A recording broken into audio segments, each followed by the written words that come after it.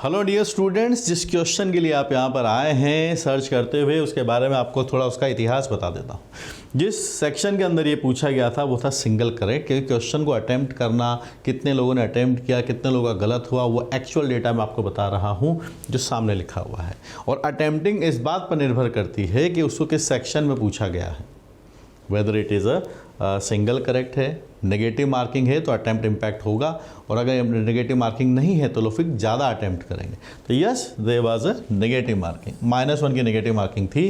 तो पूरे इंडिया में क्या हुआ उस बारे में बात करते हैं। तो आप देख सकते हैं 67% स्टूडेंट्स ने 0.69 यानी 68% लोगों ने इस क्वेश्चन को छोड़ दिया। और ये जो क्वेश्चन है वो तो आपको दिख ही रहा है कैसा ट्रिग्नोमेट्री का क्वेश्चन है। ट्रिग्नोमेट्री का इस क्वेश्चन को जो कि 11th क्लास का स्टूडेंट, 10th क्लास का स्टूडेंट इस क्वेश्चन कर सकता है, 10th क्लास का स्टूडेंट। तो आप देख सकते हैं 68% स्टूडेंट्स ने इस क्वेश्चन को छोड़ दिया, और सही हुआ है पूरे इंडिया में अगर हम बात करें सिर्फ 16.5% स्टूडेंट्स का ही सही हुआ है, और जिनका गलत हुआ है वो है 15.5% के आसपास, ये मान के चलिए। तो सोचिए, एक सिंसियर स्टूडेंट अगर 11th का सिलेबस भी ढंग से कवर कर सकता तो ये वाला सवाल तो वो भी बना देता। ठीक है, चलिए कोई बात नहीं, सॉल्यूशंस की हम बात करते हैं। तो कैसे इस क्वेश्चन को सॉल्व करेंगे, तो अगर आपसे सॉल्व हुआ है तो आप इस परसेंटेज के अंदर आते हैं, और आधा भी सॉल्व हुआ है तो अपने सॉल्यूशन को भी आप मैच कीजिएगा कहाँ तक आप पहुँचे। Okay, so let's start. इस क्वेश्चन की शुरुआत करते हैं। सबसे पहले जो दिया है उसके बारे में बात करते हैं। एक्स की वैल्यूज गिवन है π/2 से पाई के बीच में है।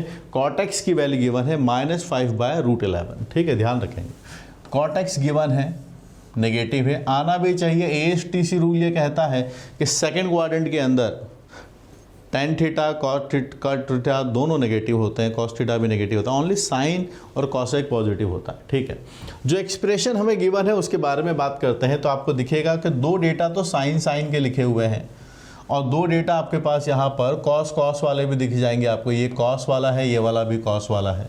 तो अगर आपको cos of a plus B या cos of a minus B के फॉर्मूले याद हो तो वहाँ पर cos वाली टर्म साथ में आती है और साइन वाली टर्म साथ में आती है।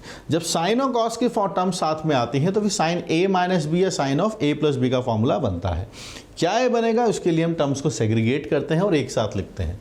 तो आइएगा लिखिएगा। सबसे पहले मैं लिखना चाहता हूँ तो ये टर्म बनती है sign 11x/2 sign of 6x है, बस है ना। ठीक है, आराम से ये सोचते हुए करना है कि भाई एग्जाम में हम क्वेश्चन को कर रहे हैं। तो साइन वाली टर्म लिख ली, इसके साथ हम कॉस वाली टर्म्स को लिख लेते हैं, जो बनेगी cos of 11x/2 and cos of 6x है। ये एक ब्रैकेट बना दिया। सेकंड वाले टर्म्स के बारे में बात करते हैं। तो सेकंड वाली टर्म आपके पास से देखेंगे अगर आप, तो क्या टर्म्स बनेंगी उसको भी देख लेते हैं। सेकेंड टर्म अब इसका मल्टीप्लाई इससे होगा। So we are having minus sine 11x/2 and cos of 6x। फिर इसका मल्टीप्लिकेशन फर्स्ट वाली टर्म से होगा, तो वो बन जाएगा आपके पास से cos of 11x/2 and sign 6x लिखा हुआ है। ठीक है, चलिए कौन सा फॉर्मूला बना पा रहे हैं आप देख पा रहे हैं, या मैं थोड़ा और रीअरेंज करके आपको बताऊं? चलिए मैं और रीअरेंज करके बता देता हूँ। cos of 6x plus cos of 11x/2 plus sign of 6x plus sign of 11x/2।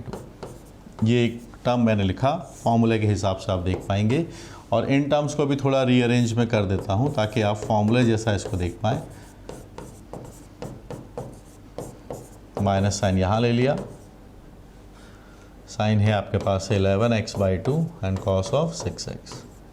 कौन से फॉर्मूले यूटिलाइज हो रहे हैं बताइए फटाफट से, कौन से फॉर्मूले यूटिलाइज हो रहे हैं यहाँ पर? अगर आप जाएंगे cos A cos B plus sine A sine B, और ये होता है आपके पास से cos of A minus B। जितने भी फॉर्मूले की टिप्स हैं उन सबको याद कर लीजिए, सीख लीजिए, बना लीजिए।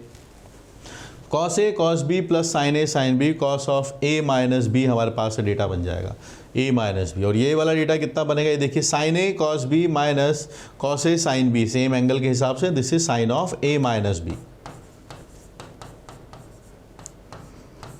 ये डेटा हमने बनाया, तो आपको पता चलेगा कि ये डेटा आपके पास से आएगा cos of x/2 plus sign of x/2। ठीक है, cos of x/2 plus sign of x/2 आपके पास डेटा लिखा हुआ है। तो अब हमें किस किस की ज़रूरत है? cos x/2 आ जाए कहीं से और साइन x/2 भी निकल के आ जाए। ठीक है, डेटा निकाल लेंगे। चाहिए क्या, पता क्या है हमें, उसके बारे में बात करते हैं। हमें जो इन्फॉर्मेशन मालूम है उसके बारे में ये पता है कि x जो है वो π/2 से पाई के बीच में है। तो एक बात बताइए, हम आधे एंगल पर बात कर रहे हैं, दैट इज x/2। तो x/2 किस बीच में होगा? π/4 से π/2। π/4 से π/2 का मतलब कितना हो गया बोलो भाई? फर्स्ट क्वाड्रेंट है। फर्स्ट क्वाड्रेंट के अंदर तो सब प्लस में आते हैं। हमें साइन का हाफ चाहिए, x/2 कॉस का भी हाफ चाहिए। तो दिया क्या है उसको जाके देखते हैं। We are given as cot x as -5/√11। मैं तो कॉट सेक और कॉसेक में कम सोच पाता हूँ, मैं तो फटाफट से साइन कॉस या tan में आ जाता हूँ। इसको अगर tan में चेंज कर ले तो आप थोड़ा देख के बताइए। -√11/5। तो अगर हम इसको चेंज करें थोड़ा सा कॉस में, तो आप मुझे बता पाएंगे न्यूमेरिकली क्या होने वाला है?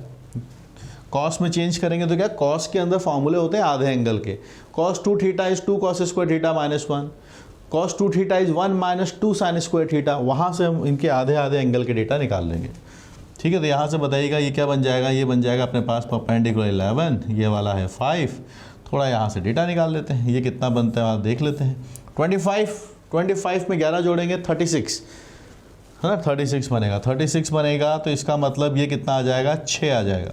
सो I am looking for cos x, क्योंकि x सेकंड क्वाड्रेंट में है तो cos x पॉजिटिव आएगा नेगेटिव आएगा? ASTC रूल से याद कीजिए, π/2 से पाई सेकंड क्वाड्रेंट के अंदर है तो cos की वैल्यू नेगेटिव आती है। तो ये बस नंबर से निकल के आएगा, माइनस साइन यहाँ पर लग जाएगा। cos होता है अपने पास बेस अपॉन हाइपोटेनस, -5/6 आता है।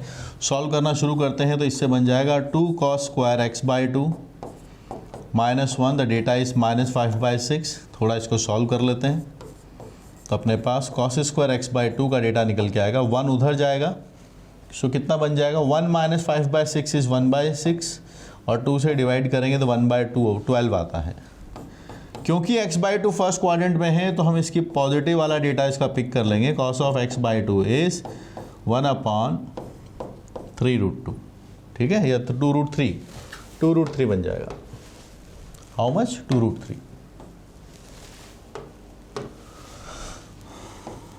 पॉजिटिव क्यों लेंगे? फर्स्ट क्वाड्रेंट है। और cos अगर हमारे पास आ गया है तो साइन भी निकाल सकते हैं इससे हम। तो साइन ऑफ x/2 की बात करते हैं। साइन ऑफ x/2 क्योंकि आएगा तो पॉजिटिव में फर्स्ट क्वाड्रेंट है तो 1 - cos स्क्वायर x/2। और भी तरीके हो सकते हैं निकालने के, है ना, दे आर मेनी वेज। तो यहाँ से 1 बाय आपके पास स्क्वायर कितना है? 1/12 है।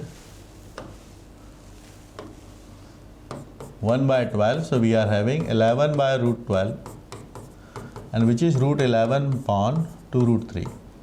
ठीक है, जो डेटा हम चाहते थे वो देख लीजिए क्या बन रहा है। जो डेटा हम चाहते थे, ये डेटा हम चाहते थे।